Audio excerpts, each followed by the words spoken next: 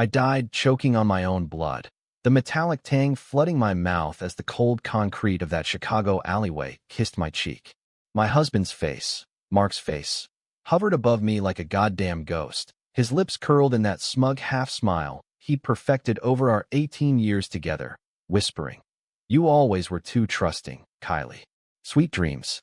The last thing I saw was the glint of the switchblade in his hand, pulled from his pocket like it was just another Tuesday tool for fixing the sink. Betrayal? That word doesn't even scratch the surface. It was annihilation, pure and surgical, all for a slice of the empire I'd built from nothing. Then, nothing. Blackness, endless and absolute, like sinking into the abyss of Lake Michigan on a starless night.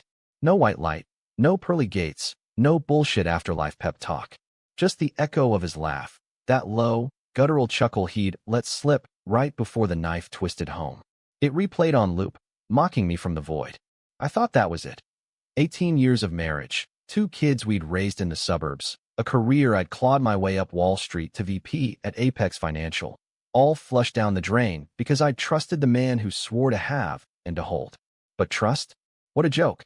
Mark had been siphoning funds from our joint ventures for months, cooking the books to cover his gambling debts, and when I discovered it, he didn't beg or bargain. He ended me.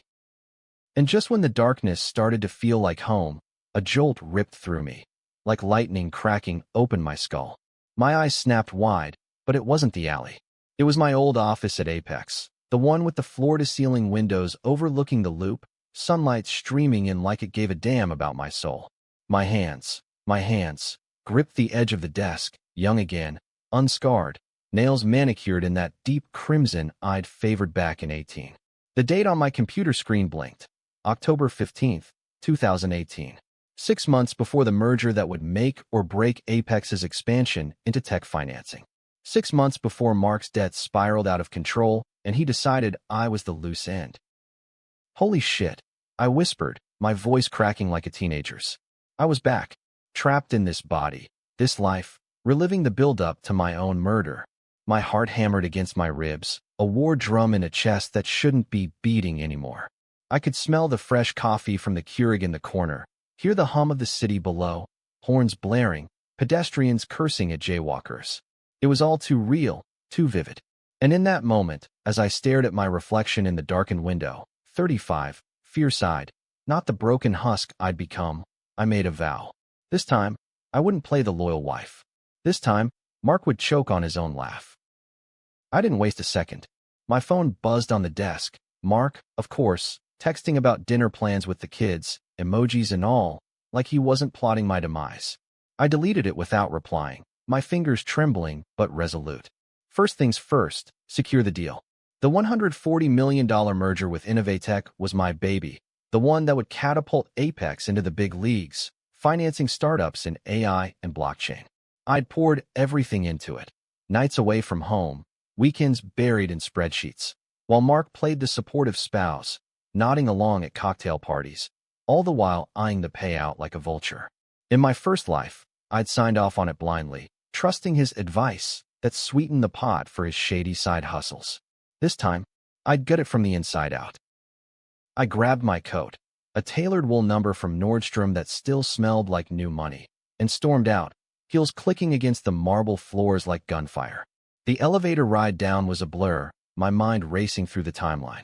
Sarah, my assistant, would be in the lobby with the revised contracts. She'd been my rock back then, the one who found my body and screamed for help. God, the guilt in her eyes at my funeral. I couldn't bear it again. "Morning, Kylie. You look like you saw a ghost," she'd say, handing over the folder with that perky Midwestern smile. "More like the devil," I muttered under my breath as the doors dinged open. There she was, red hair tied back, stack of papers in hand. "Sarah, change of plans. We're auditing the prelims today. Every line item." Her brows shot up. "But the board meeting's tomorrow." "Today," I cut her off, snatching the folder. "And get me everything on Mark's recent transactions. Personal and business." Discreetly. Sarah blinked, but she nodded, the loyalty I'd always taken for granted kicking in. As we hailed a cab to the coffee shop across from Innovatech's offices, neutral ground for our final tweaks, I felt the first thrill of power surge through me. This wasn't just survival, it was resurrection with teeth. Mark thought he knew me. The devoted mom who baked brownies for PDA meetings, the exec who deferred to his instincts on big calls. But that Kylie was dead. This one, she was a ghost with a grudge. The coffee shop buzzed with the morning rush, baristas slinging lattes, freelancers hunched over laptops, the scent of cinnamon scones cutting through the steam. I spotted Derek Hale across the room, Innovatech's CFO, nursing a black coffee and scrolling his phone. Tall, broad-shouldered, with that salt and pepper beard that screamed reliable but ruthless. He was the gatekeeper to the deal. In my first go-round, he'd warmed to me over these meetings, even flirted a bit. Harmless, or so I thought, until Mark poisoned the well, spreading rumors that I was skimming commissions to fund a divorce. Lies that tanked negotiations and left me scrambling right into that alley. Kylie, Derek greeted, standing to shake my hand. His grip was firm, eyes appraising. Ready to close this beast? More than ready, I said, sliding into the booth with a smile that didn't reach my eyes. But let's talk contingencies. I've got red flags on the equity split. He leaned back, surprise flickering. Thought we ironed that out last week. We did. But trust me, Derek, things change. I flipped open the folder, pointing to the clause Mark had insisted on, a backdoor for offshore transfers. It's a Trojan horse. Cut it, or we walk. Derek's jaw tightened, but he didn't argue.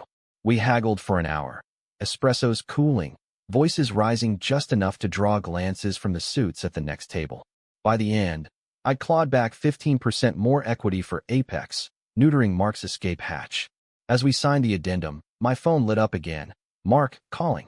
I let it ring, savoring the vibration like a countdown to his unraveling. Back at the office, I locked myself in, diving into the audit. Sarah delivered the files by noon. Mark's credit card statements, brokerage logs, even a suspicious wire to a Cayman account. The numbers hit like punches. $2.3 million siphoned over 6 months, funneled through shell companies he'd set up under my name. The bastard hadn't just betrayed me. He'd framed me, planting digital breadcrumbs to make it look like I'd greenlit the fraud.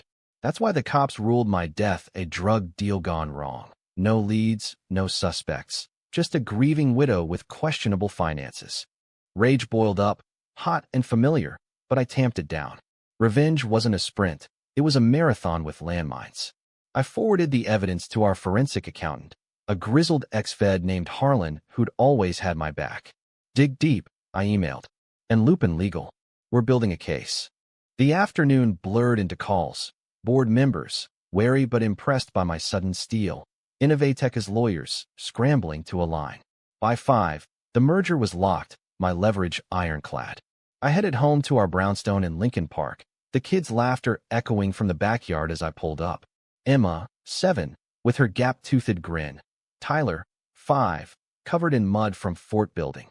Mark lounged on the porch, beer in hand, waving like the king of the castle. Hey, babe. Rough day. He pulled me into a hug, lips brushing my ear. That cologne, Aqua di Gio, twisted my gut. In another life, it had been comfort. Now, it was cyanide. Something like that, I said, forcing a laugh. Mergers ago. Big win. His eyes lit. Greed. Pure and unfiltered. Knew you had it. Dinner's on me tonight. Steakhouse. I nodded, playing the part, but as I changed into jeans and a sweater, cozy mom mode, I slipped into his study. His laptop hummed on the desk, password unchanged. Our anniversary. Amateur. I plugged in a thumb drive, copying files while his voice drifted from downstairs, charming the kids with stories of his big sales pitch at the firm. Lies on lies. The drive filled with receipts, poker dens in Vegas, bookies in Atlantic City, even a side piece named Carla from his gym, wired $50,000 last month. I ejected it just as he called up. Kids are starving. You coming? Right behind you. I replied, pocketing the drive. That night at Gibson's, amid the sizzle of fillets and the clink of wine glasses, Mark raised a toast. To us, Kylie. 18 years and counting. I clinked, smiling over the rim. To new beginnings. He laughed, that laugh, oblivious. But as the sommelier poured another round, I felt the shift. The ghost was awake, and she was hungry. The next week was a tightrope walk over a pit of vipers. By day, I was Apex's golden girl, press releases touting the merger, analysts buzzing about our aggressive pivot to fintech. The board slapped my back at the quarterly lunch, Old Man Hargrove even muttering about a corner office upgrade. "You're on fire, Kylie," he said, clapping my shoulder with his liver-spotted hand. If only he knew the flames were fueled by hellfire. Nights were the real battlefield. Home was a facade of domestic bliss. School runs in the Volvo, soccer practices where I'd cheer from the sidelines, tucking the kids in with stories of brave knights slaying dragons. Mark played his role to perfection, doting dad, attentive husband, but I saw the cracks. The way his eyes darted to his phone during family movie nights, the late work calls that left him reeking of bourbon instead of boardrooms. I mirrored it all, the perfect echo, while my thumb drive burned a hole in my purse. Harlan's report landed Friday morning, a 47-page PDF that read like a thriller. Mark hadn't just dipped into our pot. He'd orchestrated a Ponzi-like scheme, roping in Apex clients with fake high-yield bonds tied to the merger. My name was all over it. Forged emails, doctored signatures. The hidden secret? It traced back to his father, Big Joe Riley, a disgraced union boss who'd done 5 years for racketeering in the 90s.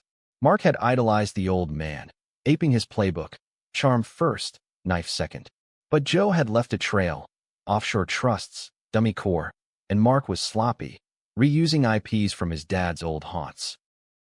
I printed it out, stashing copies in my office safe, a safety deposit box downtown, and even emailed a redacted version to Sarah with instructions. If anything happens to me, this goes to the feds. Paranoia? Hell yes. In my first life, I'd ignored the whispers, Mark's hunch about skipping the audit, his insistence on handling the client intros. This time, knowledge was my armor. Saturday brought the first real test. We hosted a barbecue for the neighborhood. White picket fence Americana at its finest, Weber grilling brats, kids splashing in the kiddie pool, craft IPAs flowing like the Fox River. Mark manned the tongs, schmoozing with the husbands about fantasy football, while I circulated with rose in hand, laughing at PDA gossip. But my eyes were everywhere. On Carla, the yoga instructor from down the block, who lingered too long by the cooler, her hand brushing Mark's as she helped with the cooler. "Babe, try this ribeye," Mark called, plating one for me. His smile was megawatt, but I caught the flicker. Nerves? Suspicion? "Smells divine," I said, taking a bite. Juicy, seasoned just right. Like him, all surface, no substance. As the sun dipped, casting long shadows over the lawn, I pulled him aside by the garage. "We need to talk." His brow furrowed, boyish charm dialing up. "What's up? You seem intense lately." I leaned in, voice low. "The merger audit. They're flagging some transfers. Yours." The color drained from his face, but he recovered quick, too quick. "What? That's impossible. I handled those clean as a whistle." "Clean?" I echoed, letting the word hang like smoke. "Or clever. Harlan's got logs, Mark. Wires to the Caymans. Under my name." He stepped closer, eyes narrowing to slits. "Kylie, you're stressed. The deal's got you paranoid. Let me look into it." "No." The word was steel. "You stay out, or I loop in the board." For a split second, I saw it. The killer in him, the one who'd held the blade. His jaw clenched, fist balling at his side. Then, the mask snapped back. "Hey, we're a team, right? 18 years. I got this." He pulled me into a hug, breath hot against my neck. "Love you." I hugged back, nails digging just enough to draw blood through his shirt. Wouldn't have it any other way. That night, after the kids crashed, we made love, or faked it anyway. His hands roamed like they owned me, but my mind was miles away, plotting. As he snored beside me, I slipped downstairs, cracking his laptop again. This time, I found the emails, to Carla, promising her a cut, to a fixer named Vic about handling loose ends. Vic Russo, Chicago PD's dirty secret, the cop who'd investigated my murder and called it cold. My stomach churned, but I didn't stop. I mirrored his drive to a cloud server under a pseudonym, Ghost Kylie 87, then planted a tracker app, one I'd learned from a cybersecurity seminar last year. By dawn, I had remote access, every keystroke his. Monday hit like a freight train. Apex's stock ticked up 3% on merger news, champagne popped in the break room. But whispers followed me. "Kylie's playing hardball."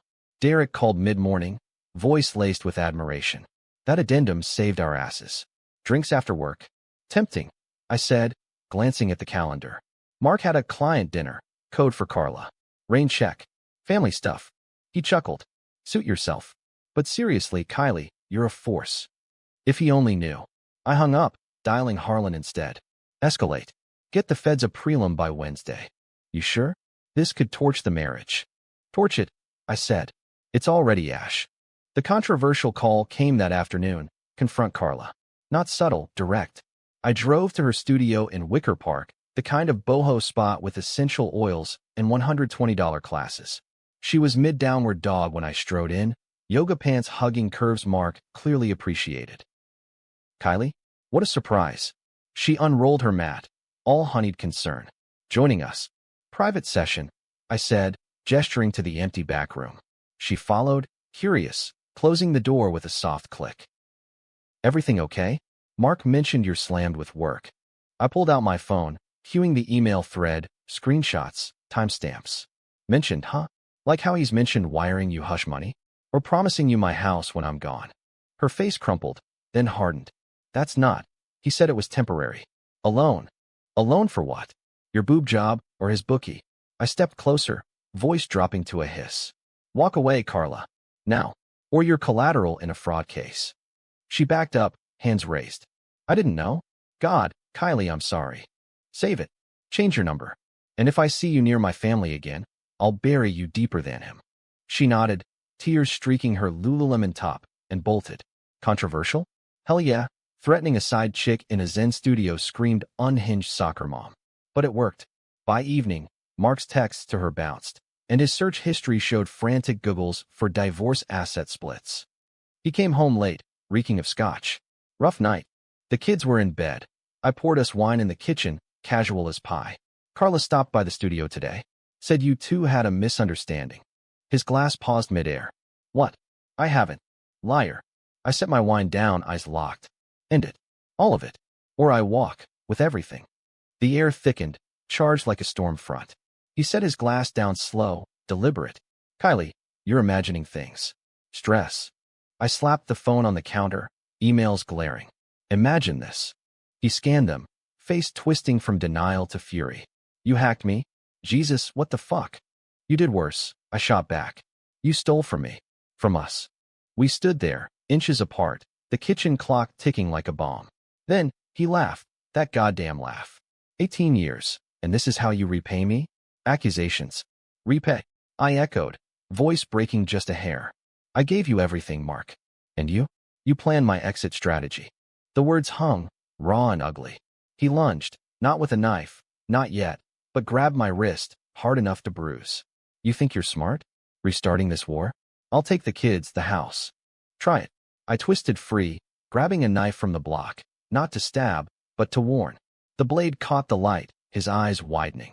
Controversial as hell, waving steel in your own kitchen, but it stopped him cold. He backed off, hands up. Fine, you win this round. But as he stormed upstairs, I knew, rounds were over. This was total war. The fallout hit, like a Category 5. Mark moved to the guest room that night, suitcase thumping down the stairs like thunder. Space, he muttered, avoiding my eyes. For both of us. The kids sensed it. Emma's questions at breakfast, Tyler's clingy hugs, but I spun it smooth. Daddy's on a work trip, but he'll be back soon. Lies, the American way, wrapped in pancakes and juice boxes.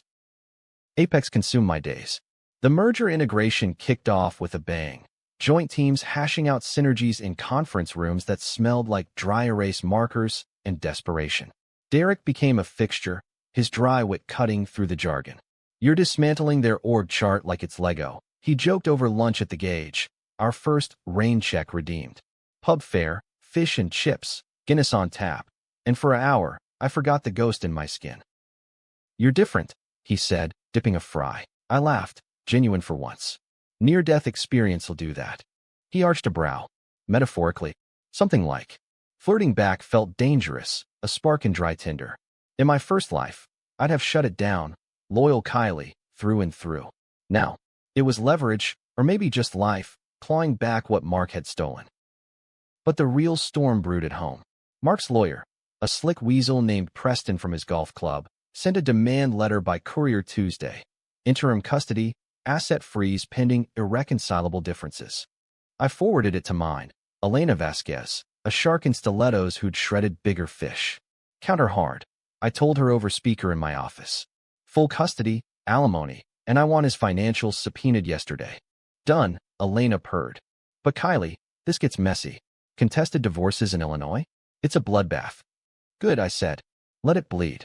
The controversial pivot came midweek. Go public with the fraud. Not to the press. Not yet, but to the board. I scheduled an emergency session, Harlan's report as my Excalibur.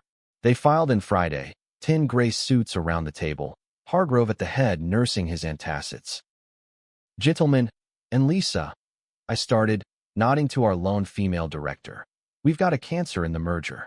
Embezzlement, tied to a principal's spouse. I laid it out.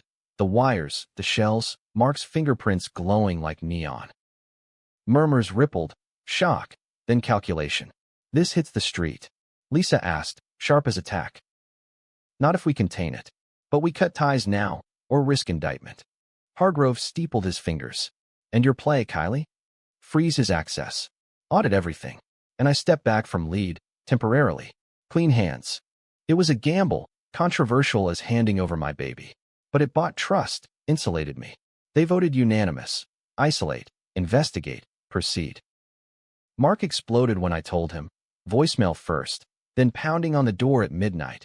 Kids asleep upstairs. You fucking ratted me out? To your cronies? I met him on the porch, arms crossed. You left me no choice. Choice. He spat the word, face red as the brick behind him. I built this too. Those clients. My intros. Intros to your bookies, you mean. I held up my phone, playing a recording, his call to Vic, captured via the tracker. Or should I send this to the U.S. attorney? He froze, the fight draining like air from a balloon. Kylie, please. The kids. Don't. My voice cracked, the ghost of the wife I was bleeding through. You don't get to play dad now. Get a lawyer. Real one. He left at dawn, tail lights fading down the cul-de-sac. Relief washed over me, tainted with grief.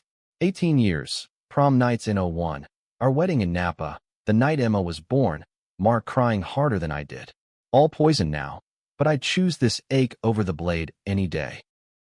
The climax built over the next fortnight. Feds swarmed. Subpoenas raining like confetti at a funeral. Mark holed up in a Loop hotel, his firm canning him quietly. Carla vanished. Studio shuttered. Rumors said she bolted to Milwaukee with a new beau. Derek and I. Lines blurred. Dinners turned to drinks. Drinks to a kiss in his high-rise lobby. Rain slicking the windows like tears. This okay? He murmured, hand on my waist. More than, I whispered, pulling him closer. It was reckless, controversial, divorcing one man while tumbling into another, but God, it felt alive. Then, the twist, Vic. He cornered me post-yoga Saturday, outside the Bean in Millennium Park, tourists milling oblivious. Burly, scarred knuckles, badge tucked in his belt like a threat. Mrs. Riley? Word of advice, drop the fraud shit. For your sake. I didn't flinch. And if I don't, detective? He leaned in, breath like onions. Accidents happen. Dark alleys, you know. The echo of my death chilled me, but I smiled. Heard that story. Bad ending, for the wrong people. I walked away, heart slamming, dialing Elena en route. Police involvement. Dirty cop, Vic Russo. Pull strings. She did. IA probe launched by noon. Mark called that night, voice slurry. You happy now? Vic's flipping. Says you'll regret it. Let him talk, I said. It's over. But over? Huh. Sunday brunch with the kids at Wildberry. Pancakes towering, syrup sticky. Emma piped up. Mommy, why's Daddy mad? I swallowed hard. Grown-up stuff, bug. But we're okay. Stronger. Tyler nodded solemnly, syrup mustache quivering. Like superheroes. Exactly. I hugged them, fierce and final. Monday, the hammer fell. Feds raided Mark's hotel. Headlines screamed. Wall Street scandal. Exec's hubby in fraud bust. Apex stock dipped, then rebounded. The board hailed me as the whistleblower who saved the ship. Derek proposed partnership, business and otherwise, over oysters at GT Prime. Marry me? After the dust settles. I hesitated, the ghost whispering caution. Soon. But the real blade's edge came Tuesday night. Mark showed at the brownstone, unannounced, eyes wild, rain-soaked. We need to talk. Alone. Kids at a sleepover, thank God. I let him in, door ajar. Kitchen again, the knife block mocking us. You ruined me, he hissed, pacing. 18 years gone. For what? Some deal. For justice, I said, calm as Lake Michigan. You killed me, Mark. In here. I tapped my temple. Even if the knife never fell. He stopped, brow furrowing. What the hell does that mean? Means I know. The words tumbled. The alley, the blade, his laugh. Delirium? Maybe. But his face, pale, disbelieving, cracked the mask. You're crazy, he whispered, but doubt flickered. Then, sirens. Vic's arrest, live on scanners. Mark bolted for the door, too late. Feds swarmed, cuffs clicking. Mark Riley, you're under arrest for conspiracy to commit murder and wire fraud. He thrashed, eyes locking on mine. This isn't over, Kylie. But as they dragged him out, rain mixing with his tears, I whispered, it is. The trial was a circus. Chicago's media machine churning headlines like Suburban Nightmare, Betrayal in the Boardroom. Court TV camped outside the Dirksen, reporters shoving mics in my face post-testimony. Ms. Larson, did you suspect? How's the revenge feel? I dodged with Elena's script, poised, pained, untouchable. Inside, though, it was exorcism, purging the ghost one exhibit at a time. Mark's defense painted him as a flawed everyman, gambling addiction, manipulated by Vic, me as the Ice Queen exec who drove him to it. Gaslighting, vintage Mark. But the evidence? Ironclad. My thumb drive, Harlan's forensics, even Carla's tearful deposition via Zoom from her sisters in Wisconsin. He promised forever, she sobbed. Then he promised worse. I took the stand week 3, dress simple black sheath, hair pulled back, no armor, just truth. The prosecutor, a bulldog named Rivera, walked me through it. The discovery, the confrontation, the recording. Then the bomb, my premonition of the murder. Objection. Mark's lawyer barked. Speculation. Sustained. The judge drawled, but the jury leaned in, eyes wide. I didn't need to say it. They felt the chill, the uncanny edge of fate rewritten. Mark testified last, crumbling under cross. I loved her, he choked, but Rivera gutted him. Love doesn't wire $50,000 to a hitman, Mr. Riley. The verdict dropped Friday. Guilty, 25 to life on fraud and conspiracy. Manslaughter charge stuck too. Attempted, but the intent screamed murder. As they let him out, orange jumpsuit swallowing his frame, he twisted back. Kylie, I'm sorry. Too late. I met his eyes, empty now. Goodbye, Mark. The happy, or was it tragic? Ending unfolded in fragments. Divorce finalized quietly. I kept the house, the kids, a 7-figure settlement Elena carved from his frozen assets. Apex promoted me to C-suite, merger thriving under my steady hand. Derek? We made it official 6 months post-verdict. Vegas wedding, Elvis presiding, Emma as flower girl giggling through vows. To second chances, he toasted at the Bellagio fountain, arms around me. But the twist lingered, a shadow no champagne could chase. Nights, when the house creaked and the kids dreamed upstairs, I'd wake sweating, the alleys cold, Mark's laugh echoing. Was it revenge or resurrection? I'd saved myself, built an empire from ashes, but the cost? Trust, shattered like glass under heels. Controversial choices haunted, threatening Carla, the knife in the kitchen, blurring lines with Derek before the ink dried. America loves a comeback, rags to riches, betrayal to boardrooms. But up close, it's jagged, the kind of story that sparks bar fights over what would you do. 1 year on, October 15th, 2019, anniversary of my return, I stood at those office windows again, city sprawl glittering like a promise. Phone buzzed. Sarah, now my right hand, with news of a new deal, $200 million this time. Your call, boss. I smiled, real and rare. Green-lighted. Downstairs, Derek waited with the kids. Ice cream run to Ghirardelli. Emma tugged my hand. Mommy, you okay? You look far away. Just remembering, I said, scooping Tyler up. How lucky we are. As we piled into the SUV, rain pattering the windshield, I glanced back at the loop's neon veins. Mark rotted in Supermax. Vic flipped for a plea. Carla faded to footnote. I'd given him 18 years. He gave me a scar. But I? I gave myself a life, flawed, fierce, unbreakable. And in the rear view, the ghost finally smiled.